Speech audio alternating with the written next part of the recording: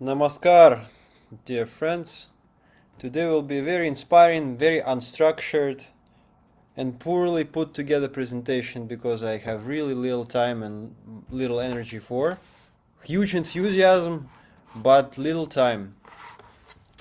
But the good part is I've kind of organized resources in a satisfactory way, and some of it at least is meant to be stimulating and interesting because I think this is the core of spirituality. Even in the end of the topic of today's presentation is perspectives, social and cultural perspectives on character education.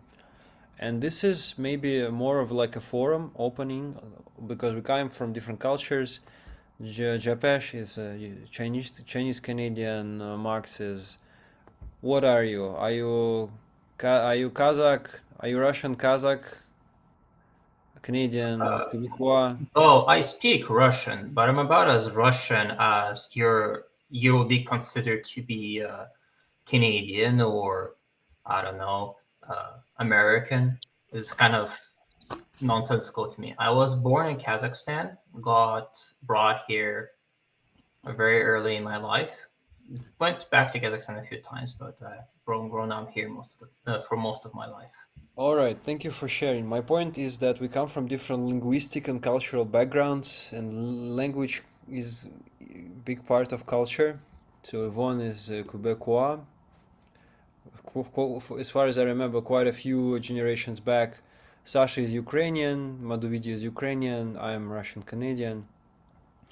So, anyways, why is it important? Because culture and education is influenced by, I mean, they influence each other. It's part of culture, and culture is a mesh, is a mesh of different philosophies, practices, norms, traditions, values, and so on and so forth. Anyways, so let's come back to this. So let me start today. I want to highlight one thing. Japesh, you said when I asked you to do um, the mantra, you said I will try, and you said you will try 3 times at least. So this is a very interesting thing because it has to do with. It reminds me of what Yoda said to what's his name? Yoda said to Luke Skywalker. You remember what he said? There is no try, Yeah, only do. do or do not. There is no try. Yeah. Yeah, you remember. So this is the attitude that comes from culture. And if you read Sri Srinandamurti is writing more, he will also mention this thing. He will say, "Don't say try. Don't say I will try. Say I will do. I will do." Why? And his explanation is if you have a try psychology, it will take you very long time to achieve in comparison if you practice just I will do. So in education, this falls under attitude or disposition. So in disposition and attitude falls down to habits, and habits fall down to character. You see on the right, you can see characters from cartoons. They're created like animation, something that what Madhuvidi does. Not exactly pictorial or individual or characters, but she creates, I think, more like models and architecture related things. But this is from this book because I'm studying abnormal psychology a little bit. it's from personality disorders in modern life. So there is a different before we go into it, we have to understand the difference between the words personality, character, and temperament. Can I have a volunteer to read this one? I could read. Okay. Character definition. Personality is often confused with two related terms, character and temperament, although all three words have similar meanings in casual usage. Character refers to characteristics acquired during our upbringing and connotes a degree of conformity to virtuous social standards. Temperament, in contrast, refers not to the forces of socialization, but to a basic biological disposition towards certain behaviors. So it's very interesting, but mind yourself, it's like non-universal definition of it. So it's interesting that, and personality in psychological terms will be something like repeated. I mean, it also changes with time, so it's also bound by cultural changes in thinking. So right now it's like more or less repeated traits and behaviors.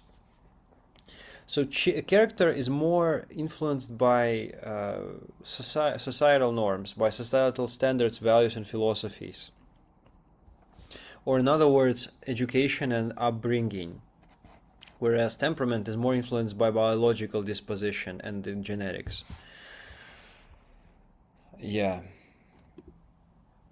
So this is an interesting definition by the researchers from the Muslim background. So their philosophy, they're influenced by the Islamic philosophy or religion. So, but an interesting point here is that character is a set of personal traits that produce specific moral emotions, inform motivation, and guide conduct. Character education is an umbrella term for all explicit and implicit educational activities that help young people develop positive personal strengths called virtues. So this is a very important thing. This is a domain of positive psychology, if you take it to psychology, because it's focusing on the attitude, focusing on motivation, focusing on the why. Focusing on the why. It's not only about skills, it's not only about behaviors, it's not only about knowledge or information. It's about the state of consciousness, the state of being. Madhuviji, can you read the second quote, please? Education is the most systematic, most effective medium for reinforcing learner character development. Therefore, it is only reasonable that character education becomes a collective commitment of all parties engaged in educational institutions. Education that overlooks character will only go as far as creating individuals who are smart and clever, but these individuals will not arrive at the point of wholeness as human beings. Samani and Harianto. Yeah, that's an interesting point. So again, focusing on this extra dimension. But there are many approaches to education that say, okay, well, let's not include philosophy there, let's not bring religion here, let's not bring spirituality there. But many other researchers say that, well, whatever you are, a person still brings a disposition or attitude to the class as a teacher, or as instructional designer or curriculum designers, the people who create educational settings. They still bring some kind of philosophy, some kind of attitude, some kind of set of values and culture to school, to university, to institutions, to the places that we learn from. So this is interesting. So I want to start a little bit of a conversation here. And you can put them on chat, and you can also, comment. Just raise your hand and comment if you want. My first question is, where do you think that we'll learn what is important and what is not important? Basically, where do we get to understand who determines what is important to know and what is not important to know? I think initially our family upbringing, the values that are instilled in us. Okay. Yeah, sure. There is an interesting model, quite in the sociology and social psychology, I think, as well, by Bronfenbrenner. It's basically about ecological systems, how it starts from the family and then it kind of expands to friends of the family, to friends, to the child care, to the schools, and so on and so forth, to neighbors, and then it goes to work and goes to bigger culture and different cultures. So it's kind of an interconnection of many things. What about values? Do we inherit, create, or co-create them? What do you think? You can put them on chat, you can say. I think it's a combination. It's like the whole nurture versus nature debate. Correct, yep. Create and co-create. Well, that's positive, because I think also, yeah, that's good. That's an optimistic look at it. But of course, in the beginning, we are just molded by environment, by biology, by education, and it's difficult to remold, to unwind, to unlearn. In education, there's this whole concept of unlearning, because many things that we learn, like skills and things, or habits, we may pick not constructive things, not constructive beliefs, and then we have to unlearn. The entire concept of Buddhism is based on this. You have to not get much more information or skills, you have to unlearn. Like in meditation, we try to let go. It's like 90% of our meditation practice is letting go of thoughts, feelings, conceptions, to be pure, to become pure. So, where do we learn virtues? It's another thing. So, virtue is an interesting concept, we'll go into it. And who do we trust from to learn from? Who can be a role model? Some people, I remember, I mean, I had this interesting instance in my previous work. I was working with a very devout Muslim, and we talked about this and that, and he was also studying for an engineering program. And I actually went to one of the Muslim event, to the prayer. It was quite an interesting congregational, you can say, ritual practice. But when it comes to authority, how do we trust who to trust? How do we know who to trust and who not to trust? Of course, there is critical thinking. But what else? How do we determine if the person or the source is trustworthy or not? Are you Intuition. like asking this rhetorically, or do you want an actual answer? Well, everybody's been asking or answering me in a pretty non-direct way, so no, not rhetorical.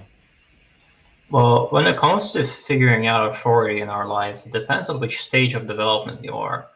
Early on, it's quite a complicated process that's mostly random and has very few attaching factors. You use your parents as a baseline, but you're mostly looking for anything that has, let's say, a lot of physical factors, like imposing size, a specific tone, knowledge, or characteristics that you do not find in your parents, but can recognize as useful, at least subconsciously. Once you graduate from essentially being a child into being a teenager, you find authority figures in anything that opposes whatever worldview that you've been shown so far. It's a natural developmental process. Even if you don't want to do that, you will, just for the sake of your own healthiness. Once you stop being a teenager and you become an adult, it becomes a very vague concept of whatever it is that is an amalgamation of everything you've learned so far, as well as what society has influenced you into believing authority is, as well as what you've been given. So it's a very long and complicated journey where many mistakes can be made and many lessons will be learned. Yeah, good. This is very good concept actually. I will also come to this. Thanks for this comment, Max, about mistakes and learning. John Dewey is a famous philosopher from the Western educational system that who advocates for this experiential learning model. Experiential learning means, like, I will provide some quotes, but means that mistakes are good as long as you learn from them. and it can be very educational. And education is not only formal but informal. We learn much from each other. Like right now, what's happening is an informal learning, but who knows if it's more educative or less educative than the formal education. So speaking about formal versus informal, the things that come to my mind because we are talking about social dimensions, we have to think about all the products or artifacts that society produces. For example, education, and this is formal. Upbringing is less formal, but it's by our parents, mentors, our immediate surroundings. Then social culture, mass culture, world cultures, religious cultures, philosophical cultures, books, media, music, and etc. etc. So I think many of us, including myself, we've grown up watching different films, and the films that we watched impacted us, like the books that we read impacted us. The art that we saw impacted us, the language that we have grown up into it impacted us, creates lots of, yogically speaking, some scars or imprints in our minds. But going back a little bit, and now where it gets a little bit unorganized, but I think eventually it will get more organized. Well, from the Western perspective, of course, we have people like Aristotle, we have Plato, I'm pretty sure tons of others, but for example, but Aristotle contributed many aspects to the character education because he emphasized the importance of eudaimonia, or good living, and good living is the result of having good habits, which he called virtues. And this is a very interesting concept because Ivan, can you read the first paragraph, please?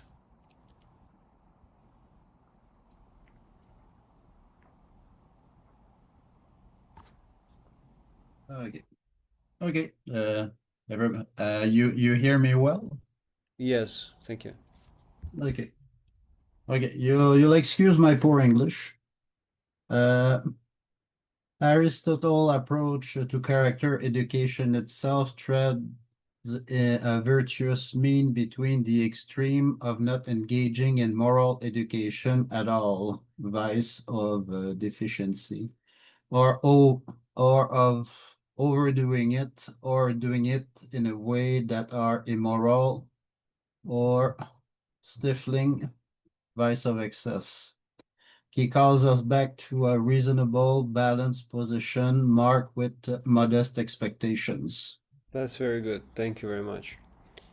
This is a very interesting concept, and it has very interesting parallel to abnormal psychology, where right now, the so-called mental illness, specifically talking about personality illness, for example, compulsive behavioral disorder, is characterized by a spectrum.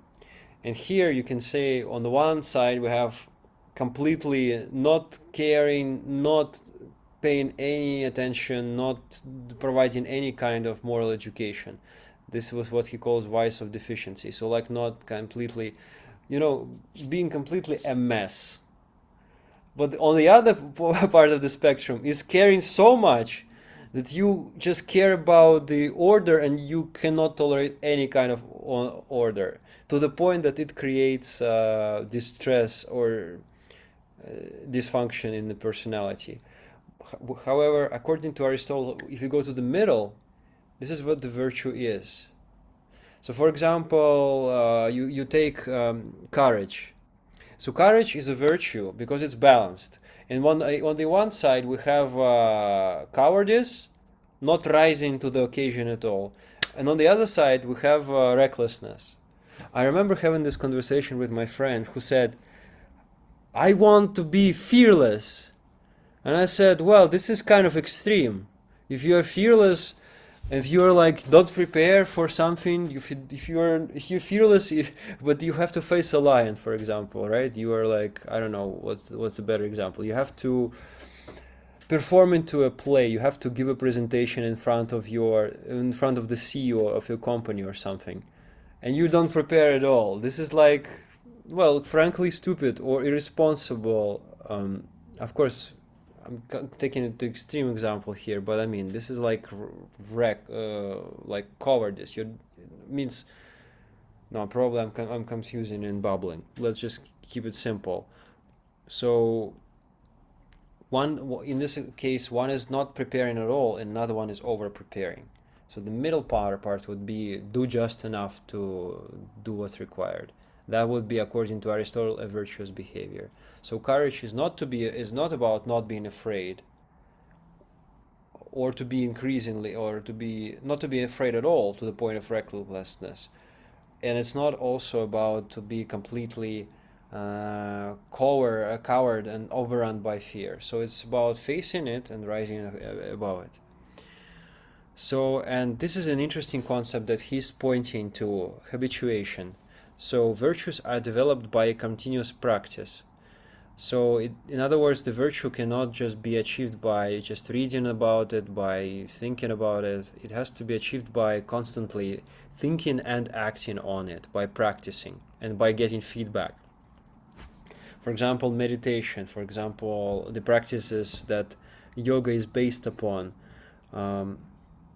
But not only yoga, for example, the practice of responsibility. You have to learn to be responsible. You have to take some responsibility and you have to answer for it. For example, prepare like this presentation, or like chant the mantra, or like show up, or like do the assignment on time. So all of those things require practice and cannot just be achieved without nothing. Max, can you read this one, please? Aristotle continued, practical wisdom pronesis. While habituation is essential, practical wisdom, the ability to discern the right action in particular situation, is also crucial. Happiness, eudaimonia. Aristotle believes that developing a virtuous character is essential for achieving a fulfilling and flourishing life, which he called eudaimonia. The role of education. Education for Aristotle extends beyond intellectual learning to encompass the development of good character. This includes learning to feel and act in the right way through habituation and practical wisdom. Social context. Virtue is not developed in a vacuum, but within a social and political context. The community plays a vital role in shaping an individual's moral character.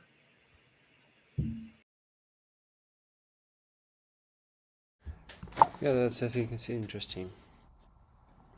And if we talk about education, of course, there are different domains that can contribute to character education. But I think before we go into this, my question is to you, why do you think it's important? Is it important to even focus on character education? What makes it important? And while you're doing this, I'm gonna stop sharing and share a very cool quote about this with you. Go ahead. If you'll permit me. It's now that you mention it, it is very strange that in like public education it is not common at all, especially here in America, to have consideration for moral and societal education as well as character building. It's mostly left to the parents, which pretty much are completely absent from the child's life, unless there's some special circumstances. Like most parents work both the jobs and they just don't come back home, and if they do, they are very exhausted, so they don't have much time or effort for their children. So yeah, it's a very interesting thing to bring up. But the reason why it's important is for the same reason that anyone has any character uh, or any moral principles or any concept about what's right or wrong or how to go about life, what to trust, what not. There's a lot of things that you kind of have to learn from people that are older than you, whether you like it or not, because it gives you a foundation, orientation, or even what would be called grounding for the reality you exist in. Education in a general would give you the book smarts, if you will, about what's going on, but all of the moral support and ethical concepts and like the fundamental world building you need to understand what the hell is going on in your life, that's mostly given to you by your folks and peers. So that is a very interesting point to focus on in education specifically.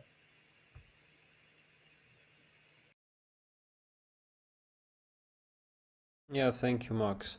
In terms of developmental psychology, when we were talking about it, I think you may remember that we talk about Kohlberg's idea of moral reasoning, and it's on our, I mean, it's one of the videos part of this Prachar school. You can go back and look developmental psychology, and one of the concepts is Kohlberg's moral reasoning. So basically, how while we develop, our reasoning becomes more and more evolved, and we actually can deal with greater complexity in our life.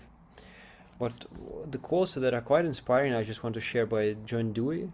We do not learn from these represent the idea of education that is basically experiential education, learning by doing. We do not learn from experience, we learn from reflecting on experience. Education is not preparation for life, education is life itself. And critical education is another approach to it. It's more like comparative analysis and using your intelligence, questioning, deconstructing, and constructing it yourself, being more active. So, yeah, it's about the practice of freedom. And this is an interesting quote which corresponds to Sri Shanandamurti's thought. Do not be too moral, you may cheat yourself out of much life. Aim above morality. Be not simply good, be good for something. So this is the idea that we need character in order to be happy. We want to be happy, we just don't want to be good just for the sake of being good. So this is the idea. And this is the definition of education by Sri Shanandamurti. He likes abbreviatures. Who'd like to read this one? I find this is quite amazing.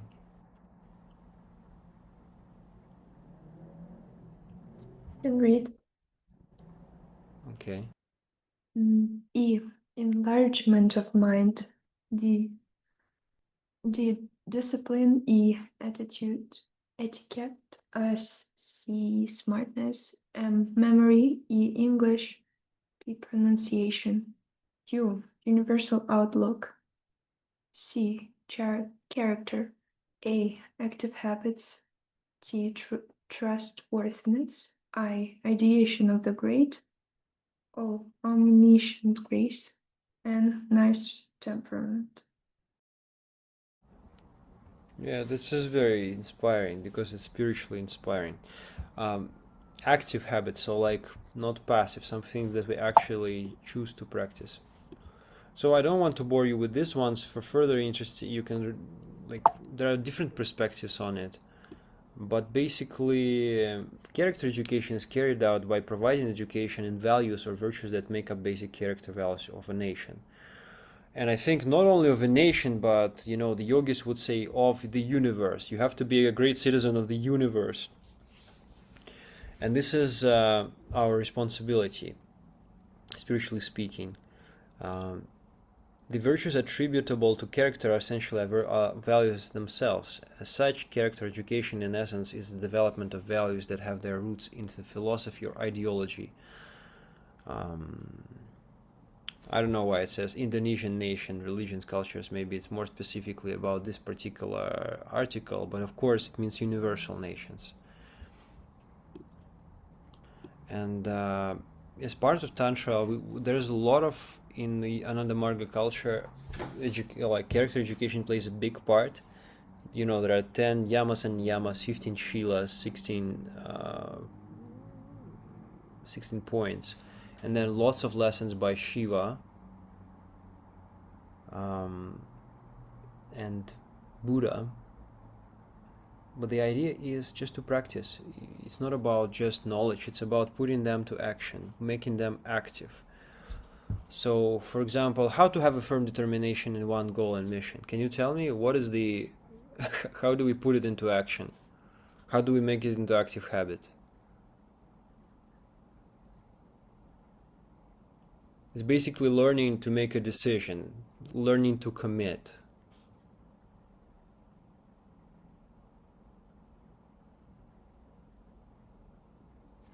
Well, any questions?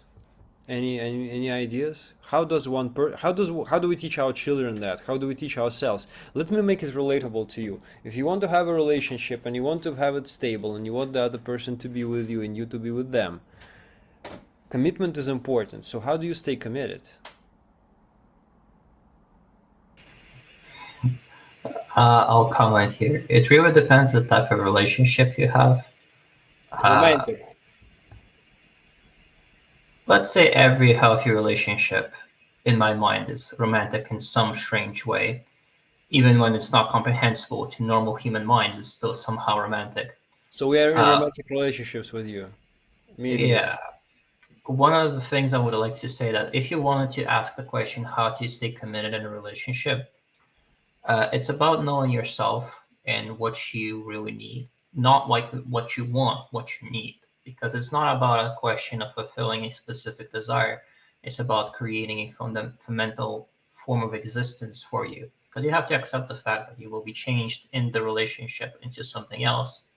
And as you are changing to something else, you need to accept that change and progress towards that final goal. Or not even goal, just process at this point. So you just engage with the idea that you'll be hurt, you will be loved, you will be harassed, and you will be let go. All of it will happen all at once, and sometimes in a good way, sometimes not. It's Did you not say? really something people are comfortable with, though.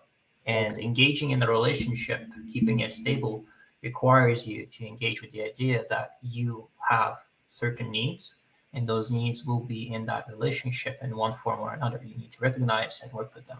If they're not, the relationship dissolves and you move on to the next one. That's how you find a person with which you can change in a way that fulfills those needs on a But fundamental level. you mentioning your needs, but the other person also has needs. You have to align and Of do that. course, All right, so I'm saying it. let's not go into therapy or into the couples practice here. Anything else you would like to say? It was just a brief example. No, that's it's a good one. But generally speaking, what you said is correct. Both parties have to think this way. But I'm more self-centric, so it's easier for me to describe these things from my point of view. But that is also valid. You can live for another person and put your needs to the side, but that's a very toxic way of living. It does not last. Yeah, so is living for yourself. It's like talking from the perspective of Aristotle, living just for yourself is egoism, living just for another is a toxic altruism, and living somewhere in the middle is more like a virtuous, Yeah, temperate way to do it. symbiotic. That would be the best way. This is the way.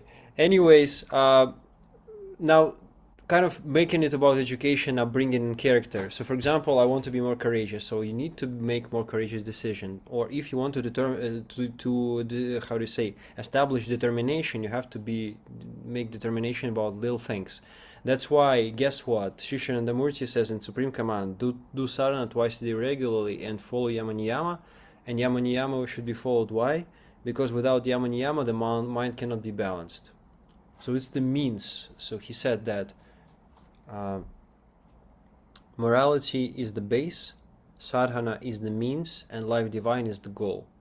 So everything in the yogic path, in the tantric path, is there for a reason.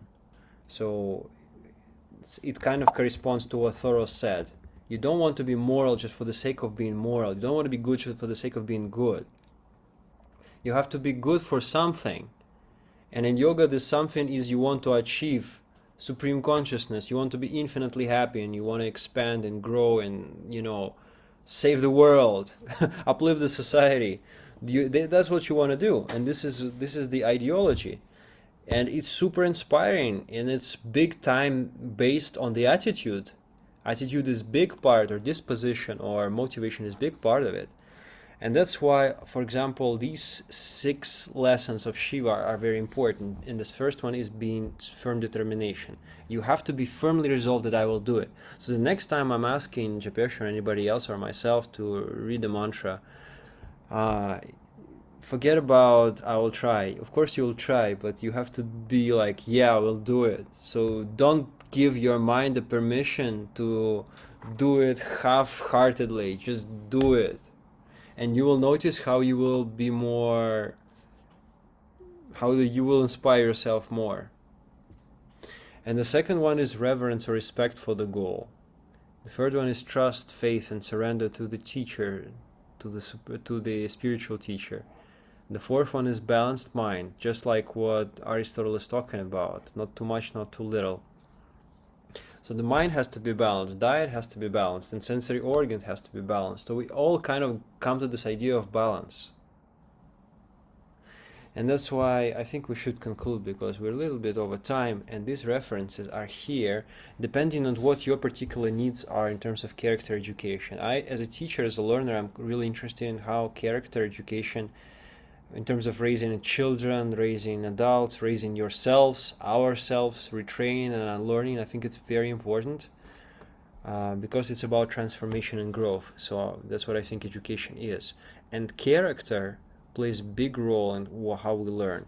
That's why we love watching films, we love reading, we love art, because it appeals to our attitude, appeals to our intuition, appeals to our characters, to our core. So these are interesting books. Yeah, the next to the last one, this philosophy for children, I have a friend who is really interested to use philosophy as means to educate ourselves and children, and through different stories, parables, and inspire them to create strengths, to build on strengths and virtues. This one by Peterson and Seligman, Character, Strengths and Virtues, is based. They are researchers in the field of positive psychology. So, anyways, any questions, comments, concerns, or further interests that you have in regards to character education? We didn't talk about big part, like how to actually do it, what kind of character education to use, because there is indigenous character education, there is you can say character education that pertains to each particular maybe language or culture, but there is of course universal things like yogic ideas or some religious ideas. So moving on, I think it's very important to kind of see cross-culturally, cross-spiritually, cross-religiously what these are, and we will of course find many similarities and parallels. I think my assumption is way more than differences.